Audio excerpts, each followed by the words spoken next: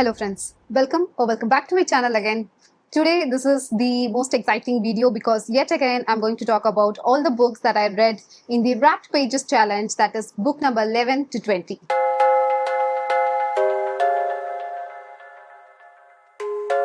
So just a quick recap if you're new here. I have been doing this Wrapped Pages challenge where I have wrapped all my physical TBR, marked them, and I'm picking up one per week and reading it. So I have already read around 28 books by the time I film this. I have been posting reviews for this 10 books at a time. So the first video is already out. If you are interested to look into it, I'll link down in the description box below.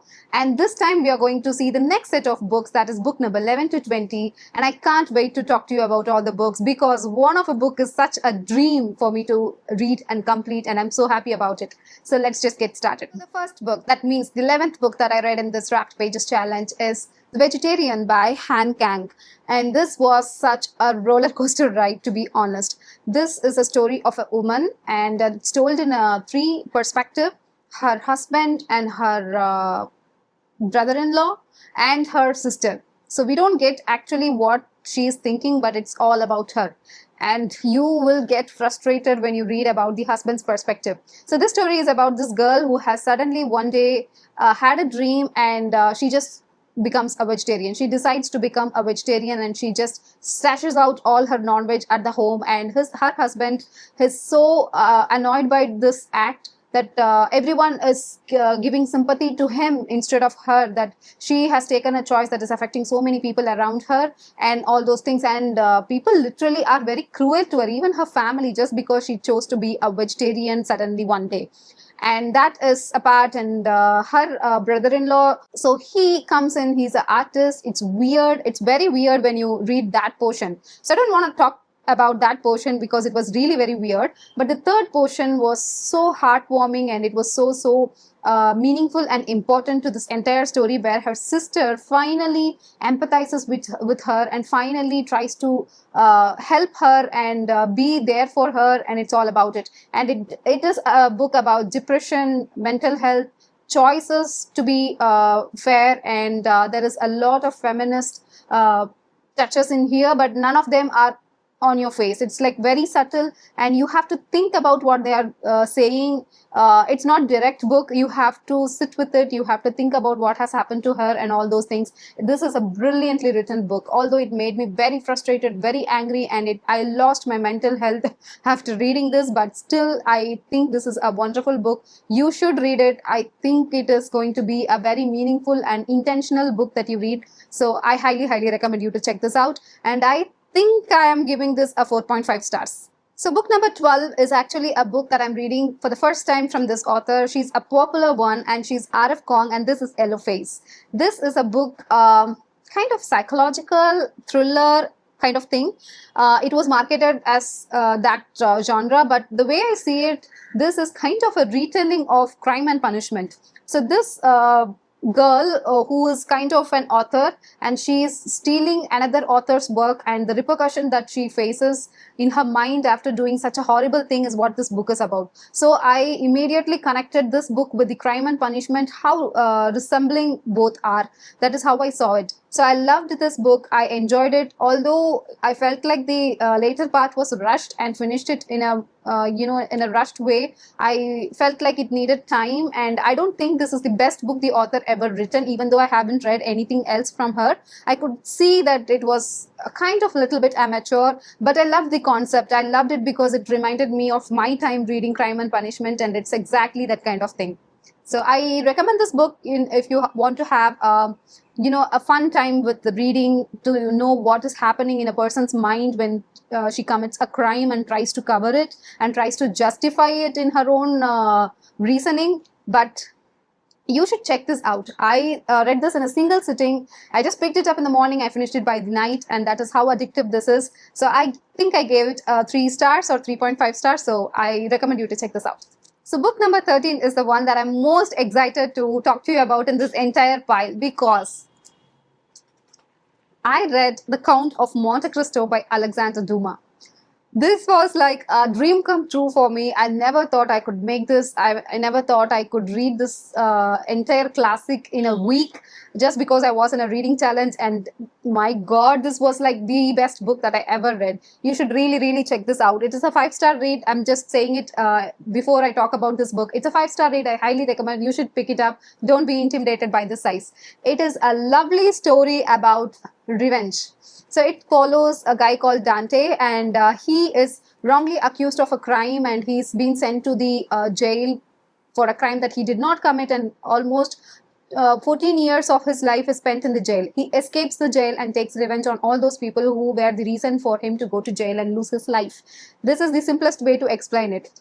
This book is basically would not have existed if Dante had some therapy, but still, this was really good to read. It is so badass, it is so good. It will make you feel forgive murder, lies, and deception, everything just because he can take his revenge. It was so satisfying to read it, and it is like 1200 pages, I think, and the first 800 pages is like it is really good. It is so good. I cannot complain about the first 800 pages. But just then you hit the 800 page mark, and the rest of the 400 pages is like, oh my God, it's a roller coaster ride. I could not put this down. The last 400 pages were so good, so action packed. It was so nice. I could not recommend you enough this book. You have to read it. The language is so easy, although it's translated from French. This particular edition's translation was pretty fair, and I loved it, and it's very, very, very nice. I just can't stop thinking about this book. I highly recommend it. I know I keep saying highly recommend it, but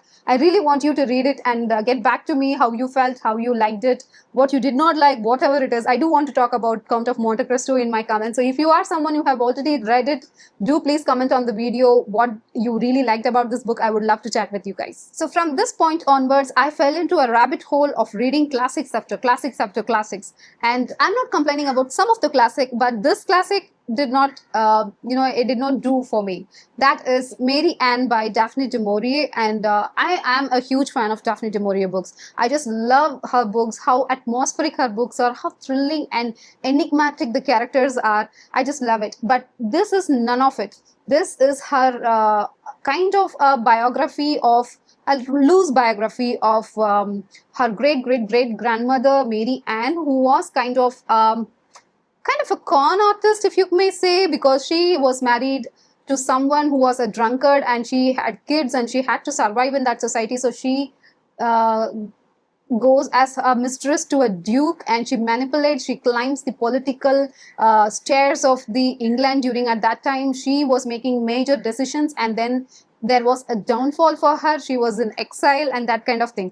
The one line is very, very attractive, and it's very good. But I go to Daphne du Maurier books for the thrill, the atmosphere, and the suspense. But this was not it. It is a historical fiction, so my enjoyment with this book was very medium. So I think I gave it a 3 stars. So I do not know if I recommend this. So whatever I have told now, as till now, if any of this is speaking to you, so maybe pick this up. It's not a bad book by any means or form, but I did not enjoy this. The next book that I read is Sylvia Plath's The Bell Jar. This is the first time I'm reading Sylvia Plath, and I really have no words to express what I felt about this book. It is really devastating. It was so horrifying to read, and I understand why people celebrate Sylvia Plath so much, because she was the voice of that Great Depression from feminist point of view. And I'm just going to read what I have written about this book in my reading journal, because I don't have much words. These words were immediately written after reading this book, so it's going to be very honest, and I don't think I can top that even if I try to. So here it is. So this is what I have written in my reading journal. I don't want to rate this book. The fact that Sylvia Plath went through all that's mentioned in this book is really unfathomable. I just couldn't get it out of my head how lonely and struggling she was during her early teen. And to go through that again as an adult is something cruel. She died at 30, and that's sad. I really, really wish that no one I know kills themselves, because it isn't a relief to the dead but a punishment to the living. I wish I never read this book, never thought this would have affected me so much. So God forbid me reading anything like this again. Rest in peace, Sylvia. So this is my honest thought. So I have nothing else to say. And like I said in the reading journal, I don't want to read this book. So the next book is also a classic, and this is the last classic I think in this pile. And this was such a surprise to me, because this is the first time I'm reading this author too, and that is John Steinbeck's Of Mice and Men. This is a very short story, and it is so power packed. You will feel like, oh my god, what did you even read all along? I was like spellbound when I finished this book, because the ending of this book is something that I'd never read in any of the books. It was like watching a movie, and you're getting shocked at that end. It's about two people. One is kind of simple minded, he doesn't know what to do, how to be in the society. The other person tells him and he guides him, and he kind of cares for him, feels for him. And but the other person, the simple minded person, is not that in the right headspace to be good. He's actually a darling. He's a very simple minded person, but he's really good. But he doesn't know the way of society. So these two men are working in a ranch, and they are shifting to another ranch to go to work. That is where the story starts. The names of this person are Lenny and George. George is the simple minded person. Lenny is trying to protect him. And when they go to this new ranch, Lenny is trying to protect him from stuff that is happening to George. So he's trying to protect him, but stuff's happen. And the ending of this book is, oh my god, it will blow your mind. If you're looking for a book that is power packed and you cannot forget after reading it, and it's also short, you should pick this one up. I gave it 5 stars. I am kind of, my entire world has shifted towards the Steinbeck books now, and I can't wait to dive into more of Steinbeck's book. My eyes are on East of Eden, so I think I probably will pick up next from Steinbeck. So this is what I want to tell you about this book. I gave it 5 stars. Highly, highly, highly recommend it. So the next book is a much awaited book for me to read, which is a fantasy book, and it is Night Circus by Erin Morgenstern. I have had this book for quite a long time in my TBR, and I've finally finished it. And moreover, it is a special experience for me because I read it along with my sister as a buddy read, and it elevated the entire experience 10 times more. So this book follows two magicians who are kind of competing to guess which one is the best. And to be honest, this has no plot. It's only vibes. I loved it. The vibe, the atmosphere, everything is top notch. It will just immerse you into it. And this is about a circus that just pops up somewhere, anywhere without notice, and it just vanishes one day without notice. And it is the kind of same vibe that you get during reading this book, because after you read a couple of chapters and close the book, and when you pick it up and read the next chapter, you will feel like everything is forgotten. It's not your fault, actually. It is the structure of the book, and it makes you feel like the magic is affected upon your reading, and you kind of forget what you have already seen and read, and you are entering into a new room and new concepts. It's kind of that was very, very fascinating. The writing in this book is really something lyrical and so flowery and so good. I don't know how a writer can captivate a reader without any plot. Just her writing is her only tool. It was so good. The love in this book is so good. The magic, the characters are all so, so nice. And I was only concerned with the ending part, which felt forced. I felt like everything did not come together to end this book, and that is only reason I reduced 0.5 stars from this rating. I've gave it 4.5 stars, but this is an absolutely adorable book. If you are someone who's interested in no plot, only vibe book, this is the right pick for you. I highly recommend you to check this out.